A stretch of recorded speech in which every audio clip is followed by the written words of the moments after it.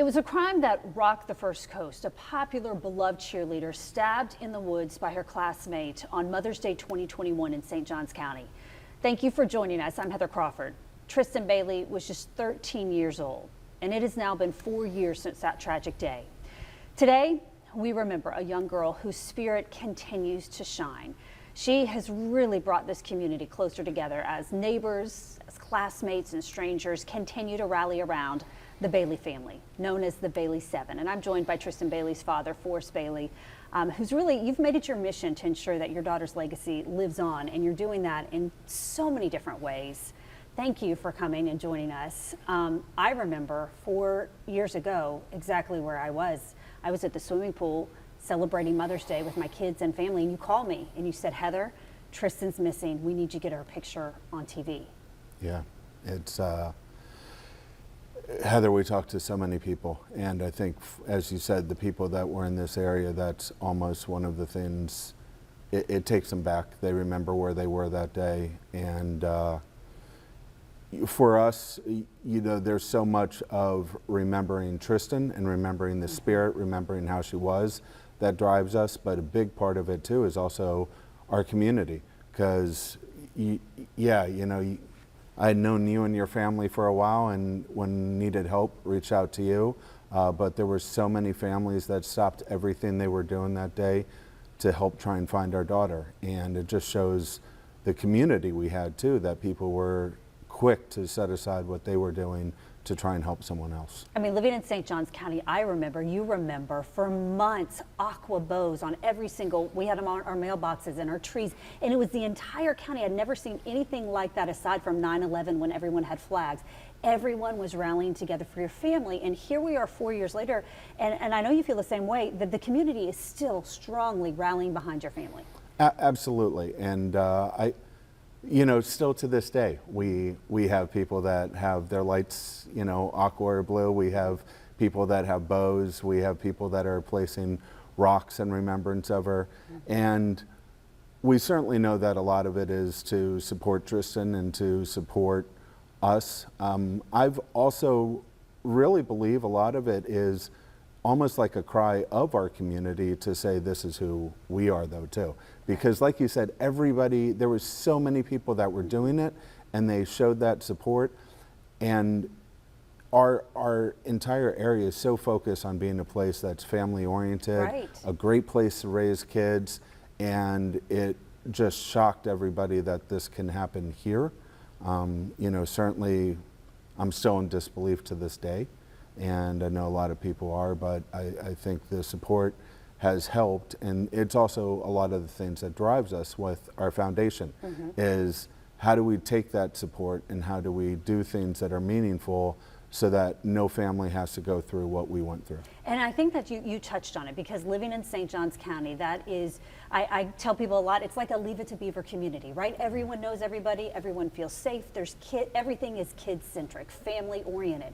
And to have a crime like this happen, and it was her classmate who was convicted of killing her, it's just, it's hard to even imagine something like that ever unfolding. And to know that it happened to your family, and you have a tight-knit family. Tell me about your family and how they're doing. Yeah, well, for those who don't know, Tristyn was the youngest of 5, and you know, we had 16 years age difference between Tristyn and her oldest sister, and so her older sister, Brittany, was kind of like second mom to her. And then she also, during COVID, she spent a lot of time with Alexis, her brother Tegan, and him being the only boy, there was a close relationship, and then Sophia. And Tristyn had a very unique relationship with each of them, and kind of connected and met them all on their own terms. And with my work, we moved around a fair amount, and that really made it something where wherever we went, we had each other. And we always told our children that the best thing that you can have is a sibling, and they made the most out of it. And so they were extremely tight, close-knit, and it also has helped us, because with the with each of the children, their best friends became family best friends. And, you know, like one of the things I'm really excited about is next week, one of her best friends is graduating high school and invited me to go to the high school graduation. You know, those are the things that they touch you. It's that closeness. I know as you come upon these milestones, another Mother's Day, another year without your daughter, how is your family marking that 4-year mark? To be truthful, we're struggling. A lot of families, we've gotten to know so many families that lose children, and however they have those out of order deaths occur, it really hits you.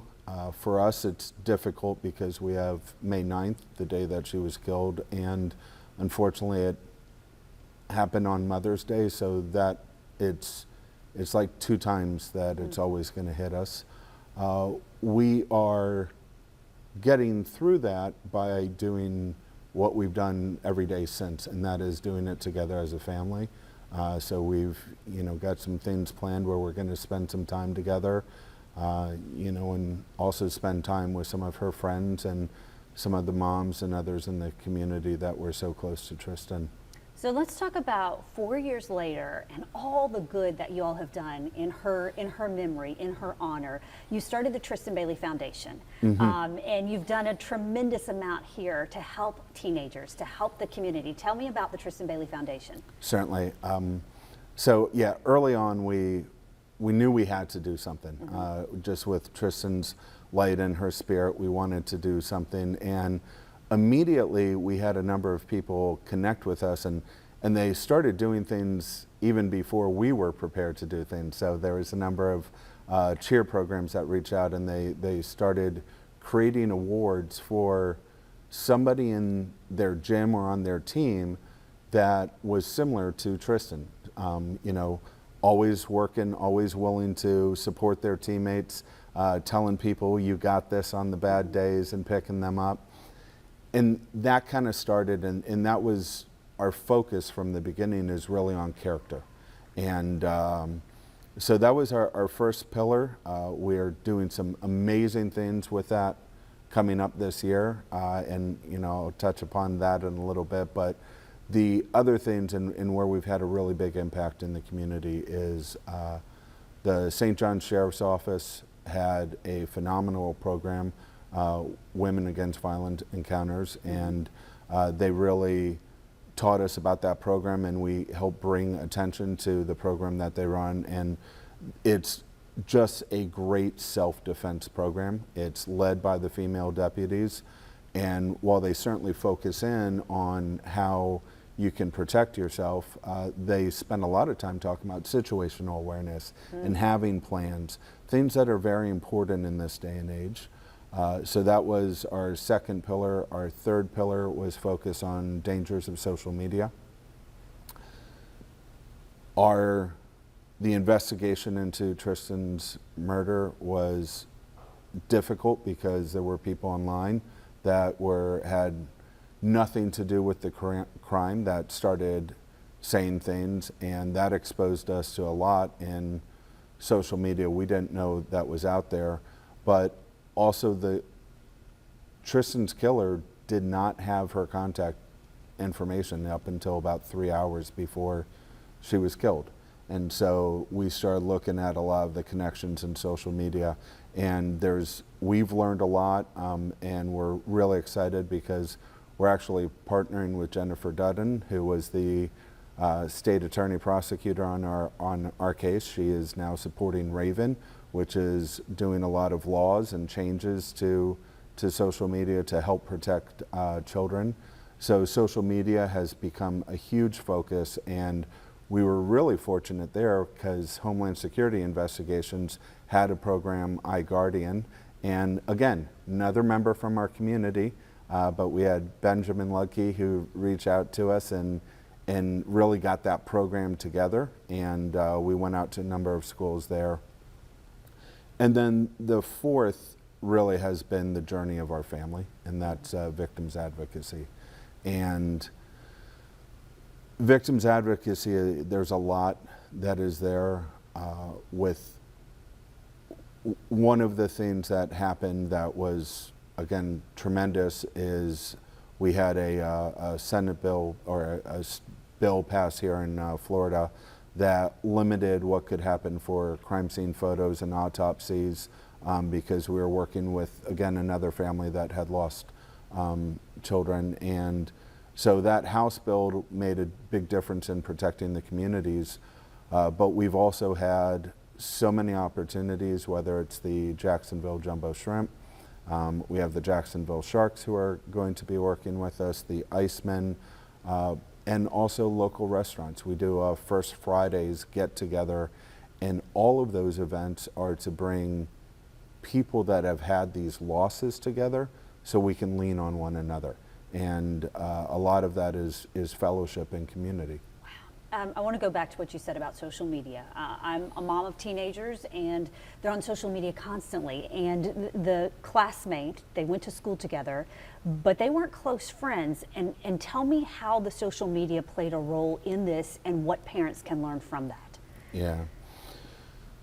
Social media, as you said, my daughter she had one class where they sat a couple rows apart, and from everybody's remembrance, they didn't have any interaction during class. So social media was really someone that was a friend of hers sharing the contact information. The next day, social media was good in many ways, and us being able to get out and let people know she was missing, coordinating the responses. It got horrible in some instances, and people, spreading lies. But it's also the infamous picture of him in the back of the cop car on Snapchat, acting like he had nothing to do with it. But that also angered a lot of people and probably got more people focused on it. And then social media has been, since then,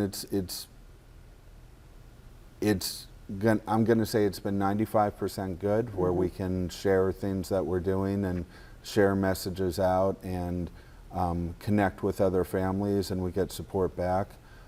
Yet it's also absolutely horrific what some people will say behind keyboard from states away, and they have no interaction with you, and they just say really vile things and make threats against you and your family on that.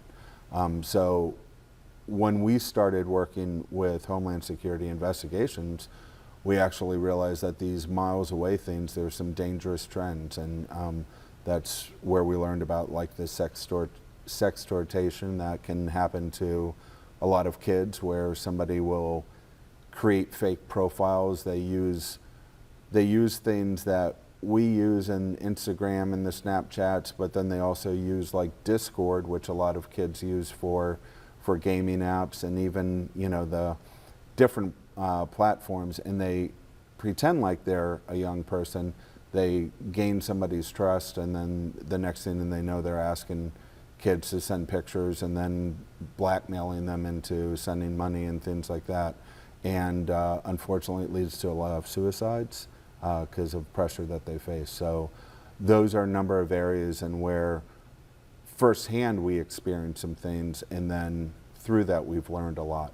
So for parents, it's hard not to have your child on social media because that's how kids communicate these days. What do parents need to know? First of all, I think parents need to be comfortable being parents again. We were no different, right? We gave our children phones for our convenience to get a hold of them, and I think parents need to be comfortable. You should be able to go to your children and have a conversation about what are you doing, what apps do you have, why do you have the apps, who are you talking to, having conversations about social media, educating yourself. There's a program out there called Wait Till 8, where it talks about some of the things you can do so that you're not putting those devices in a children's hand till they're ready for it. Everything that we could talk about as to here's the dangerous apps, within a few months' time they could all change. Right. because of the evolution of it. So it needs to be that regular time every night, where you have phone check-ins. That's something that is a good best practice. 9 o'clock or something like that, turn the phone in, turn the Wi-Fi off, or however you can do those things. So the biggest way to overcome the dangers of social media is the old approach of traditionally sitting down and having the conversations and talking about it. Yeah, just really communicating with your kids.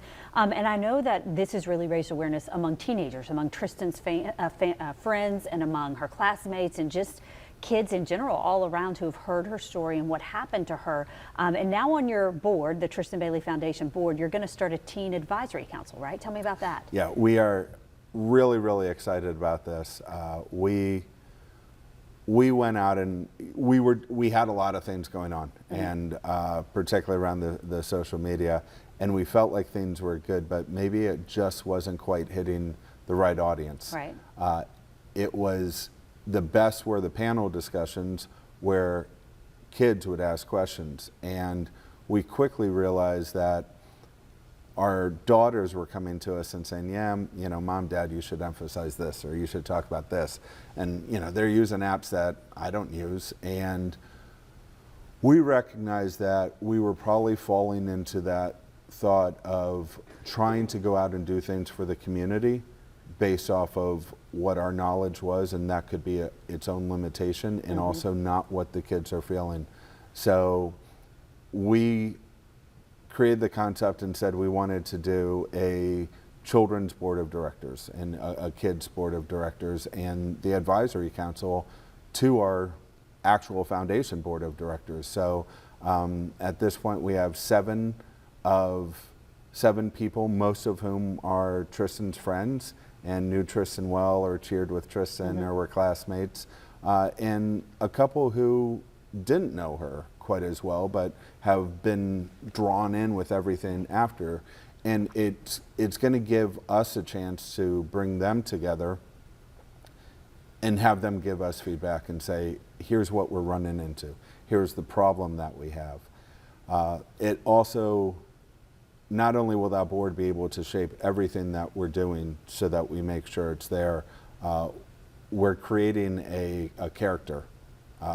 And we don't have the name for it yet, but our character pillar is going to create a day where we get children from across the area who can come in, and we're going to have them go through all the elements of social media, the self-defense, but also a day where they're going to work on mental and emotional intelligence.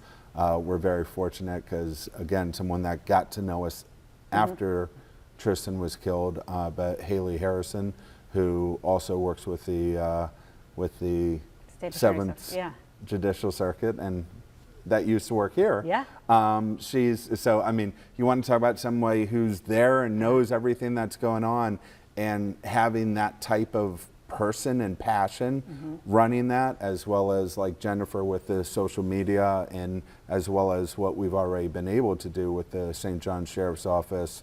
I think by plugging in these young people who have that perspective, I think it's going to make what we're trying to do hit to that youth audience. That's so important to have a conversation with the teenagers themselves, and what is, because when I talk to my kids, it's like they're speaking a foreign language a lot of times with the apps and everything. So that's a great idea.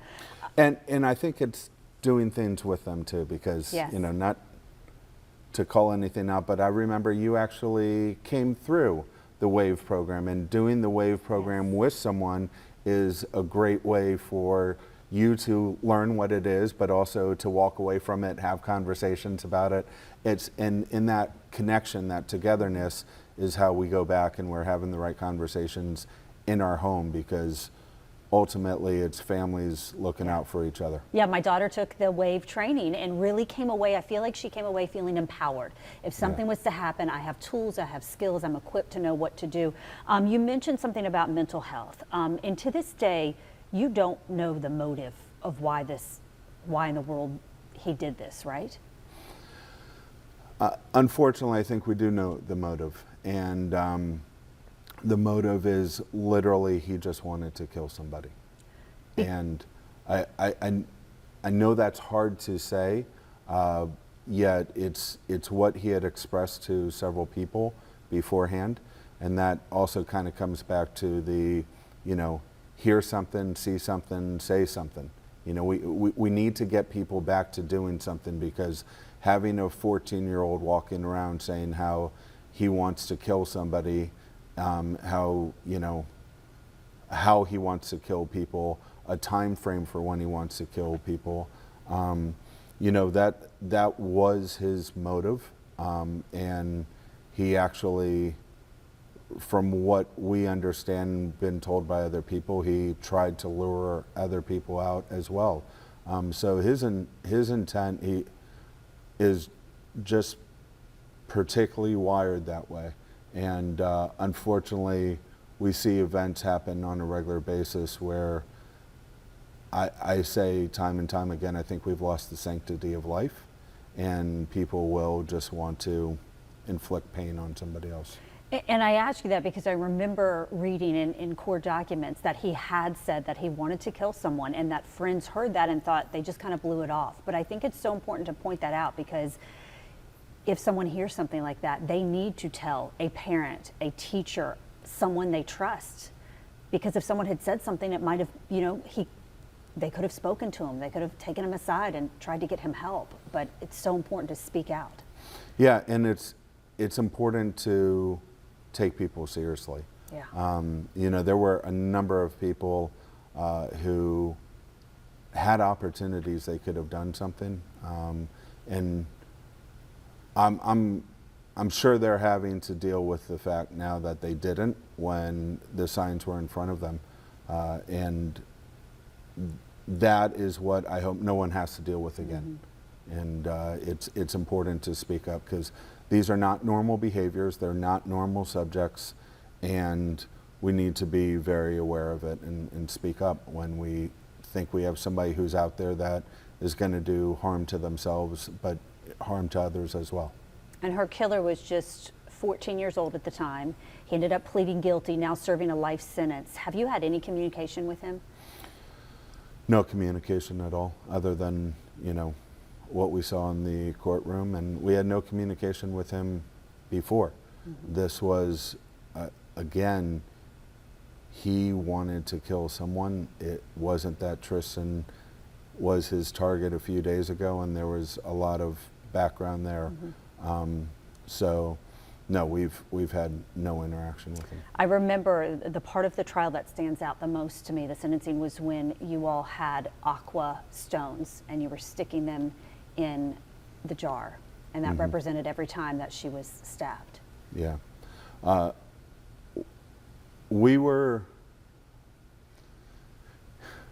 It's hard to use the terms to express what we went through and give it enough gratitude and enough appreciation, yet no family should have to go through what we went through. Mm-hmm. So it's difficult to use the terminology.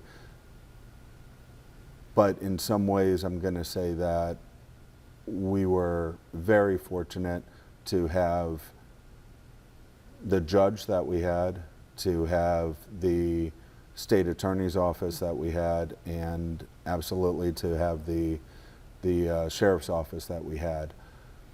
The judge gave an opportunity for a lot of people to express their victims' impact statements. And not enough people realize that when you're impacted by it, you don't have to be a family member. When somebody is victimized and taken from us, you can express that and make that point across. And we had over 100, I want to say it was over 130 letters submitted, but he listened to one of her best friends. He listened to the mom that was there, one of the coaches.